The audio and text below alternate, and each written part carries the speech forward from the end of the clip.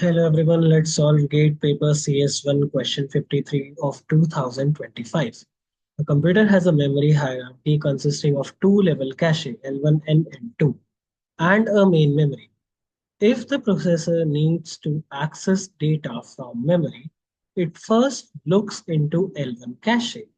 If the data is not found in L1 cache, it goes to L2 cache. If it fails to get the data from L2 cache, it goes to the main memory, where the data is definitely available. Hit rates and access times of various memory units are shown in the figure. The average memory access time in nanosecond is rounded off to the two decimal places.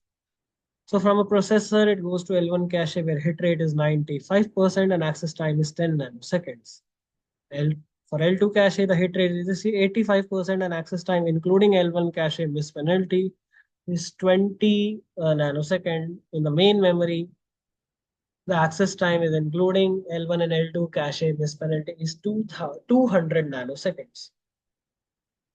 Let's understand some prerequisites of the same before we jump to solve this particular question. So let's first understand what the memory hierarchy is. Modern computer architectures use multiple levels of memory to balance speed, cost, and capacity. L1 cache is the fastest, smallest, and the closest to the processor. L2 cache is more slower and larger than L1. And the main memory, which is the RAM, it is much larger but slower than the caches. When CPU needs access of the data, it tries L1 cache first. Then, if not found, it goes to L2 or tries L2. If still not found, it goes to the main memory.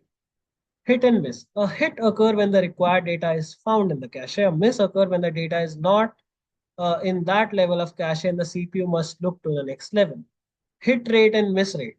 Hit rate is a probability or the fraction of accesses where data is found in the memory level. So example L1 hit rate is 95%. That means 95 out of 100 times the data is found in L1. Miss rate is 1 minus hit.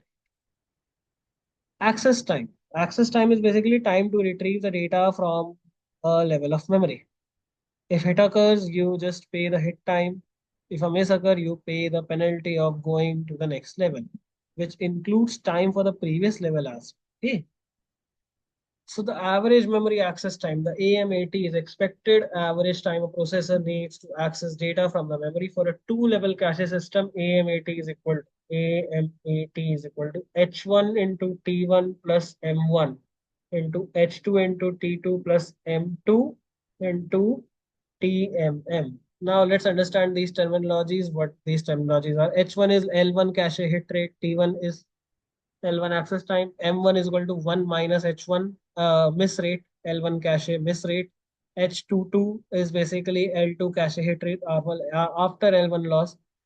T2 is L2 access time including L1 miss penalty, and M2 is basically 1 minus H2, which is L2 miss cache miss rate, and TMM is basically the main memory access time including T1 plus T2 miss penalties.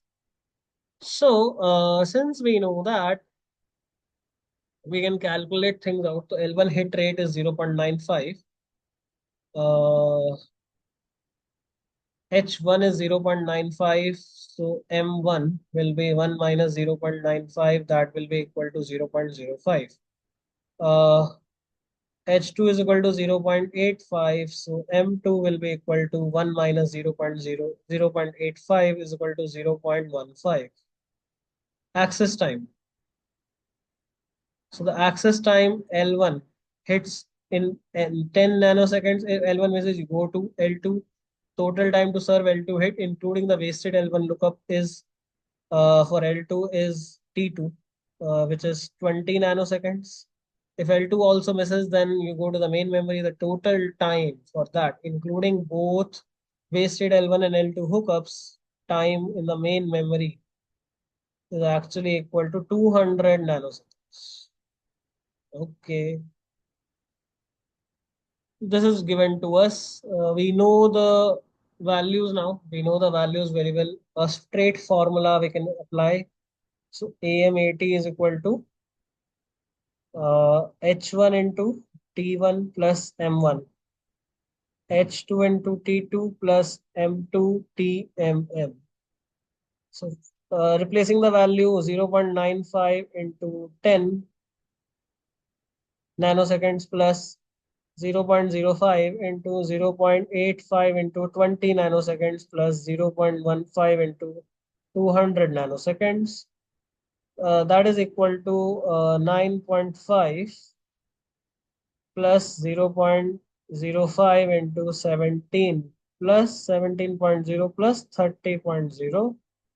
So 9.5 plus 0.05 into 47.0, that is equal to 9.5 plus 2.35, that is equal to 11.85 nanoseconds.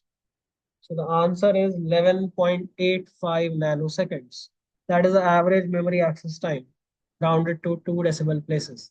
That's it for this particular question. Take care. Bye bye. See you guys in the next question.